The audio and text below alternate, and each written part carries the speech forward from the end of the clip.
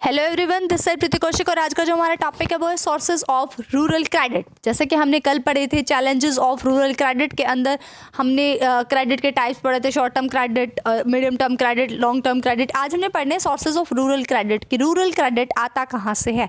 Sources of rural और agriculture credit are broadly classified as institutional and non institutional. Rural credit को हमने दो types में classify किया, एक इंस्टीट्यूशनल, दूसरा नॉन इंस्टीट्यूशनल। कहते हैं of the two non institutional sources are the conventional traditional sources while the institutional sources are modern emerging sources. कहते हैं दो टाइप के सोर्सेज हमने पढ़ने हैं, एक इंस्टीट्यूशनल एक नॉन इंस्टीट्यूशनल। जो इंस्टीट्यूशनल सोर्सेज हैं हमारे वो मॉडर्न सोर्सेज हैं या फिर हम कहें नए नए एमर्जिंग सोर्सेज हैं। जो नॉन इंस्टीट्यूशनल सोर्सेज हैं हमारे वो हैं कन्वेंशनल जो कि पुराने हैं और ट्रेडिशनल जो कि पीछे से चलते ही आ रहे हैं।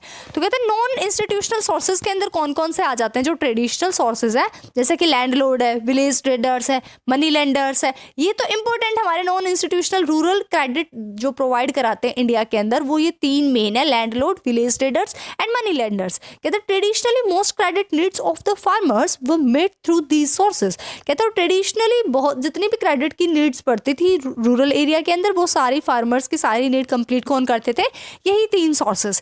कहते हैं non institutional sources accounted for 93% of the total borrowing of the farmers की टोटल बोरोइंग्स का 93% नॉन इंस्टीट्यूशनल सोर्सेज से आता था। कब? Beginning of first 5 year plan, यानी कि जब तक फर्स्ट 5 ईयर प्लान शुरू नहीं हुआ था उससे पहले का 93% पार्ट जो होता था क्रेडिट का वो नॉन इंस्टीट्यूशनल सोर्सेज से बोरो किया जाता था। But by 1981 the institutional sources emerged as the principal channel of rural credit. लेकिन 1981 के बाद और उसके बाद से अब तक इंस्टीट्यूशनल सोर्सेज जो हैं वो emerged हुए, यानी आए नए नए सोर्सेज सेटअप किए गए और प्रिंसिपल चैनल बन गया रूरल क्रेडिट का। इंस्टीट्यूशनल सोर्सेज के अंदर इंक्लूड होते हैं government, cooperatives, commercial bank and regional rural banks. कहते हैं अगर हम इनको सबको टुगेदर कर दें तो ये 7% नीड पूरा करते हैं, क्रेडिट नीड्स फार्मर्स की फर्स्ट 5 ईयर प्लान से पहले की बात बता रहे हैं। फर्स्ट 5 ईयर प्लान में पहले क्या था कि 93% तो नॉन इंस्टीट्यूशनल सोर्सेज से लिया जाता था और 7% लिया जाता था हमारा इंस्टीट्यूशनल सोर्सेज से। लेकिन अगर हम प्रेजेंट की बात करें तो अब ये 7% से इंक्रीज होकर 66% हो गया है।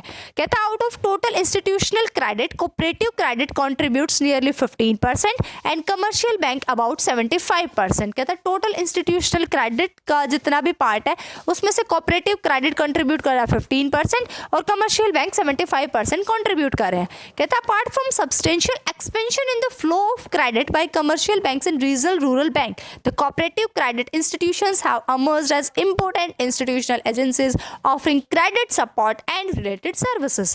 कहते हैं हमारा जो क्रेडिट का फ्लो इंक्रीज हुआ उसके साथ साथ commercial bank, RRBs, cooperative credit institutions ये भी emerge हुए हैं, ये भी ज़्यादा सेटअप हुए हैं और क्रेडिट सपोर्ट और उससे रिलेटेड सर्विसेज प्रोवाइड करा रहे हैं। तो सबसे पहले हम जो ब्रीफली इनका डिस्क्रिप्शन एक बार देखते हैं। कोऑपरेटिव क्रेडिट सोसाइटी आती है फर्स्ट नंबर पे। कहते हैं कोऑपरेटिव क्रेडिट सोसाइटी प्रोवाइड करती है एडिक्वेट क्रेडिट किनको, फार्मर्स को। कैसे? रीजनेबल रेट ऑफ इंटरेस्ट पे। ये जो सोसाइटी होती है ये गाइडेंस भी प्रोवाइड कराते हैं एग्रीकल्चरल ऑपरेशन से रिलेटेड कि किस तरीके से आपने इस पर्टिकुलर एग्रीकल्चर ऑपरेशन को यूज़ करना है और जिसकी वजह से आपकी क्रॉप प्रोडक्टिविटी एनहांस हो जाएगी। कहता है करेंटली कोऑपरेटिव्स अकाउंट जो 16-17% रूरल क्रेडिट फ्लो का है। ये जो सोसाइटी इंश्योर करते हैं कि टाइमली और रैपिड फ्लो हो, फार्मर्स के पास क्रेडिट पहुंच सके टाइम पे और रैपिड फ्लो हो। एलिमिनेशन हो जाए मनी लेंडर का एज क्रेडिट एजेंसी, यानी क्रेडिट एजेंसी के रूप में जो मनी लेंडर उभर के आए हैं उनको खत्म करना। स्प्रेड करना credit facilities across all the regions of the country के हर एक रीजन्स के अंदर ये क्रेडिट फैसिलिटी का स्प्रेड।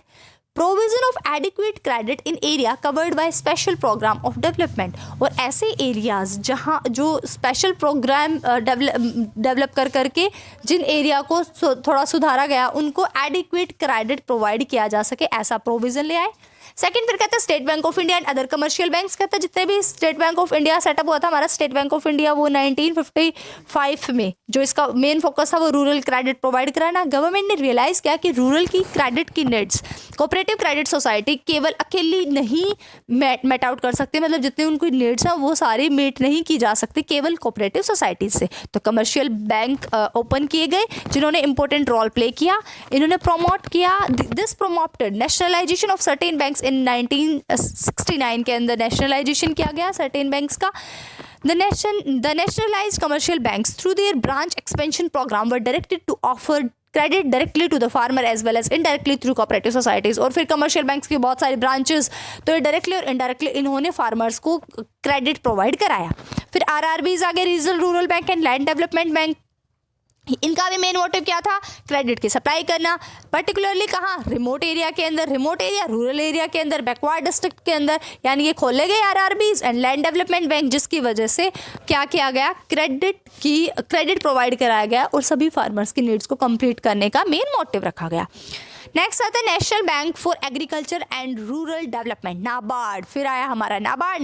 नाबार्ड क्या, एपेक्स इंस्टीट्यूशन है जो कि सब कुछ हैंडल करता है, प्लानिंग करता है, कोई भी रूरल क्रेडिट के फील्ड में, यानी कि कोई भी बात है तो हमारे नाबार्ड के पास जाते हैं सबसे पहले, कोई भी इकोनॉमिक एक्टिविटीज से रिलेटेड है। मेन फंक्शन क्या होते हैं नाबार्ड के वो हम देख लेते हैं। To serve as an apex funding agency for the institutional providing credit in rural area. सबसे पहले तो अपेक्स फंडिंग एजेंसी है नाबार्ड, इंस्टीट्यूशनल एक ऐसा इंस्टीट्यूशन है जो कि रूरल एरिया के अंदर क्रेडिट प्रोवाइड कराता है। Second, to take appropriate measure to improve the credit delivery system. NABARD appropriate measure steps उठाता है क्रेडिट डिलीवरी सिस्टम को अप्रोप्रिएट बनाने में, इम्प्रूव करने में।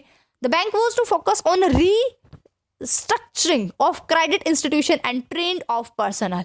बैंक का मेन फोकस होता है कि जो स्ट्रक्चर है क्रेडिट का उनको रिस्ट्रक्चर किया जाए, कि अगर ढंग से प्रोवाइड नहीं कराया जा रहा क्रेडिट तो अब ढंग से प्रोवाइड कराया जाए। रिस्ट्रक्चरिंग करता है वो क्रेडिट इंस्टीट्यूशंस की, और जो पर्सनल है यानी कि जो काम में लगे हुए हैं उनको ट्रेनिंग प्रोवाइड कराते हैं।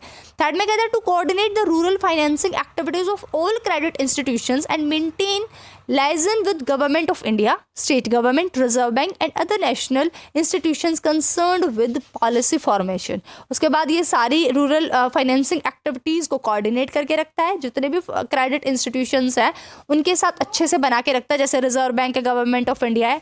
फोर्थ पॉइंट में कहता है to undertake monitoring and evaluation of project refinanced by it, और कोई भी मतलब कि मॉनिटरिंग का काम करना है या इवेल्युएशन करना है प्रोजेक्ट्स का तो वो भी नाबार्ड करता है। तो आज हमने जो डिस्कस किया वो हमारा मेन टॉपिक था, सोर्सेज क्या है रूरल क्रेडिट के।